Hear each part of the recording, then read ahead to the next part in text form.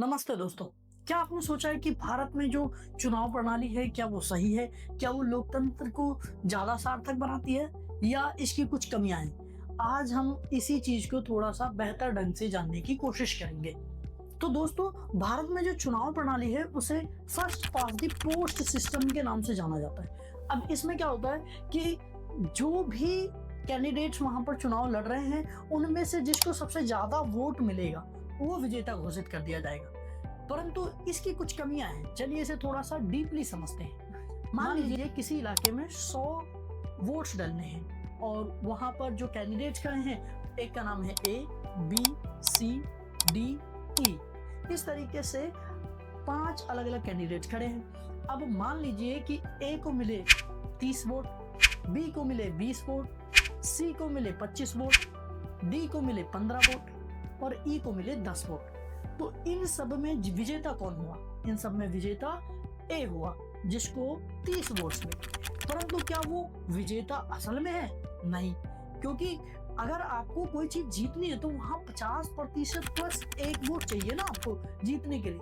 लेकिन नहीं, हमारे देश में first pass the post system चालू है जो देश के लिए थोड़ा सा लोकतंत्र को भटकाने का कार्य करता है। क्योंकि अगर हम डीपली से देखें तो उसे तो केवल 30 लोगों ने ही पसंद किया ए को, बाकी जो 70 लोग थे वो ए को पसंद भी नहीं करते थे।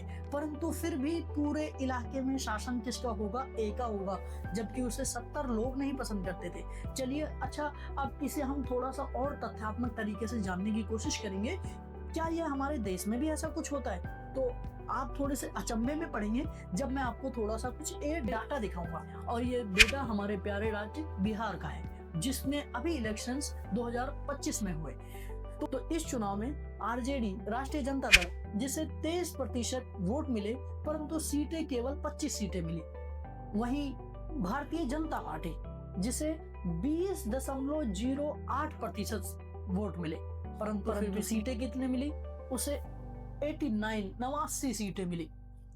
जबकि ये किससे कम है? आरजेडी से कम है वोट प्रतिशत में, परंतु सीट प्रतिशत में उससे 3 गुना 4 गुना ज्यादा है। अब एक और पार्टी का एग्जांपल लेते हैं, जनता दल यूनाइटेड जेडीयू। इस पार्टी को 19.25% वोट पाए परंतु इसे सीटें कितनी मिली? 85 सीटें। मतलब सबसे कम वोट प्रतिशत बट फिर भी बहुत ज्यादा सीटें।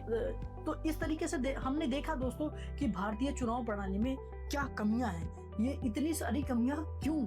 क्योंकि हमारे देश में जो चुनाव सिस्टम लिया गया है उसे FPPS, ये 11वीं क्लास की NCERT का एक टॉपिक है, तो मुझे लगा कि हमें डिस्कस जरूर करना चाहिए, इसलिए मैंने इसे डिस्कस किया है यहाँ पर। और इसकी जगह हमें दूसरा एक देश है इजराइल, जहाँ पर PR सिस्टम, प्रोपोर्शनलिटी रिप्रेजेंटेशन इस्तेमाल किया जाता है, समानुपाती का प्रतिनिधित्व, जहाँ पर पूरे देश को एक सीट मान लिया जाता है और पूरे देश में इलेक्शंस कराए जाते हैं और जिसको जितना प्रतिशत वोट मिलता है जिस पार्टी को, उस पार्टी को उतने प्रतिशत सीट दे दी जाती है।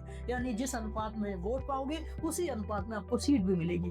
परंतु भारत में आपको वोट का प्रतिशत कुछ और हो सकता है लेकिन सीट का प्रतिशत कुछ और हो सकता है। हम ये समझ सकते हैं कि भारत का जो चुनाव प्रणाली है ये थोड़ा सा जनता की पहुंच को कम कर देता है। क्योंकि देश में तो 70% जो हमने शुरुआत में एग्जांपल लिया ABCDE में, उसमें तो 70% लोगों की तो हामी ही नहीं थी ए में। फिर भी उन 70% पर भी शासन कौन करेगा? वो 30% वाला ही करेगा।